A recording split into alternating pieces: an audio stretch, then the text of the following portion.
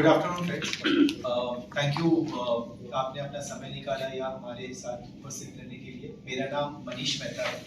मैं Kotak mutual fund में national head sales marketing और डिजिटल बिजनेस देखता हूँ। मैं बॉम्बे बेस्ड हूँ।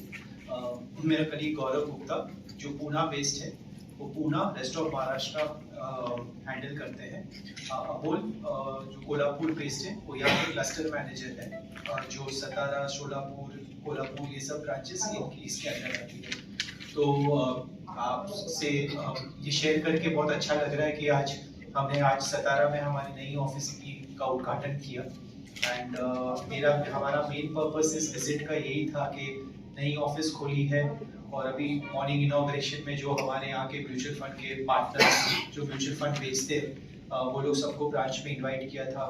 उनके साथ थोड़ा टाइम स्पेंड किया, उनसे मिलने का मौका मिला, थोड़ा जानकारी के कोटक म्यूचुअल फंड में क्या चल रहा है, हमारे कौन से स्कीम्स अच्छी कर रही है, इन्वेस्टर्स का मूड कैसा है, वो लोग अभी म्यूचुअल फंड में निवेश कर रहे हैं नहीं कर रहे, अगर उनकी कोई ऑपरेशनल की कोई क्वेरीज हो तो वो सब जरा सॉल्व करने के लिए और एक बेसिक जानकारी और मिलने के पॉइंट ऑफ व्यू से। एंड जैसे हमने कहा कि कोटक म्यूचुअल फंड इंडस्ट्री के रैंकिंग में कंसीडर कीजिए तो हम लोग नंबर 5 पोजीशन पे है। टोटल जो म्यूचुअल फंड का हमारा AUM है वो तकरीबन 3.5 लाख करोड़ से ऊपर है दिस पॉइंट ऑफ टाइम।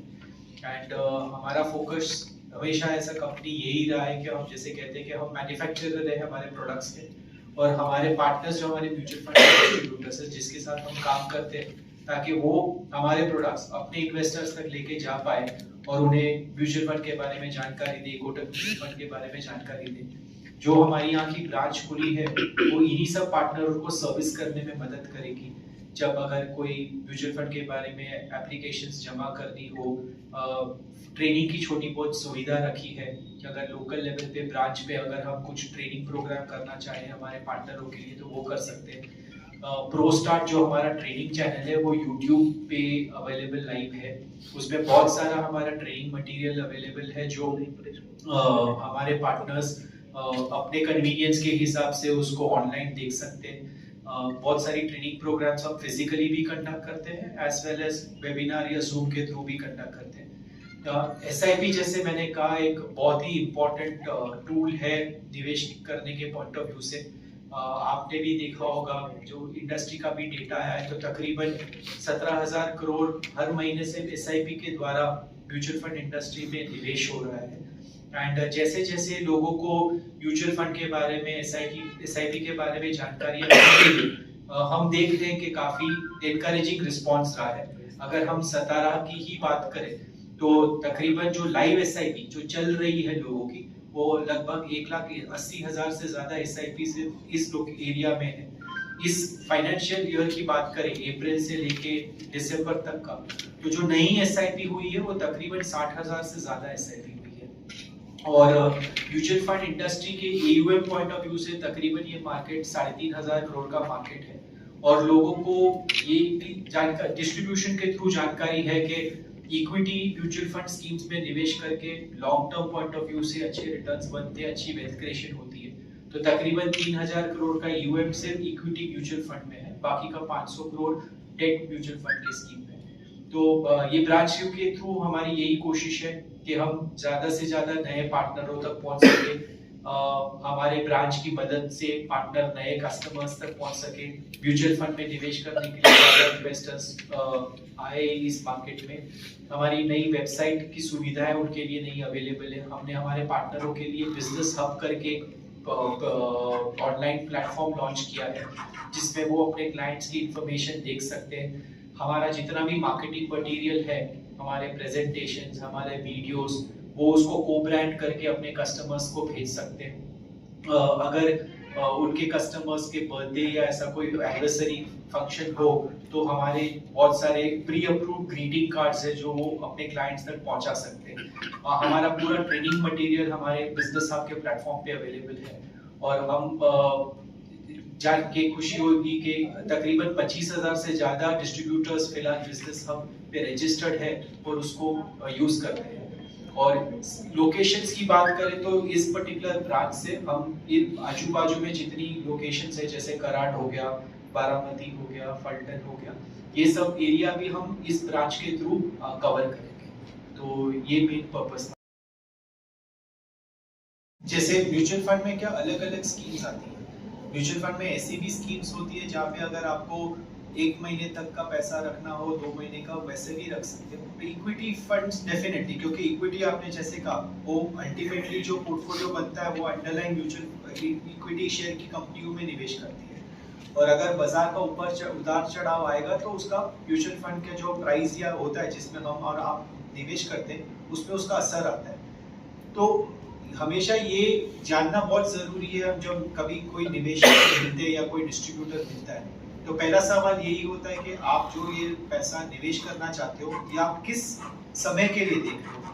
अगर आप कहते हो कि नहीं ये शायद पैसे मुझे 1 साल में जरूरत पड़ेगी तो आपके लिए इक्विटी म्यूचुअल फंड है ही नहीं, क्योंकि 1 साल में बाजार ऊपर नीचे कुछ हो सकता है, रिटर्न भी बनेगा, शायद रिटर्न ना भी बने।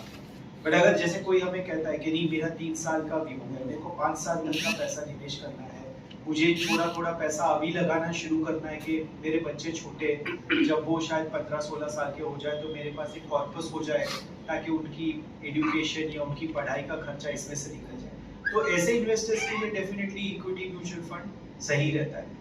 और उसको हम जैसे कहते हैं कि एसआईपी के थ्रू, एसआईपी जैसे अपनी रिकरिंग डिपॉजिट रखते हैं हम बैंक में, हर महीने थोड़ा थोड़ा चाहे तो हम रख सकते हैं। एसआईपी भी ऐसे ही काम करता है।